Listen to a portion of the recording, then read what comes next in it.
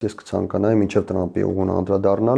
անդրադառնալ հայ-ամերիկյան համագործակցության մեկ այլ ոլորտին, որի վերաբերյալ շատ ուշագրավ նորություն կա Մոսկվայից, դա այն է, որ Հայաստանի վարչապետը հայտարարեց, թե Հայաստանը ՄԱԳԱՏԷ-ի մասնագետների հետ կորոշի, թե ինչպիսի ատոմային էներգետիկայի ցանկանում ունենալ մոտակա ապագայում։ Սա աննախադեպ մի բան է, երբ Հայաստանի ղեկավարը Մոսկվայում հայտարարում է, որ ինքը հետ կգա Հայաստան եւ որոշում կկայացնի։ Նման բան նախկինում երբեք չի եղել, նույնիսկ եթե նման հայտարարություններ կամ նմանատիպ ինչ-որ բան ասել են, ապա դա բացարձակապես չի համապատասխանել իրականությանը։ Իրականում Հայաստանի ղեկավարները նախկինում մեկնել են Մոսկվա եւ այնտեղ նրանց թելադրել են, թե նրանք ինչ որոշում պետք է կայացնեն։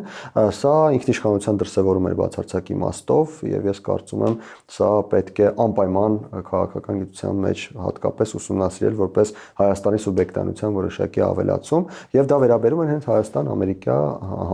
համաձայնությունների մեկ կոնկրետ դեպքին եւ այդ կոնկրետ դեպքը էներգետիկայի ոլորտում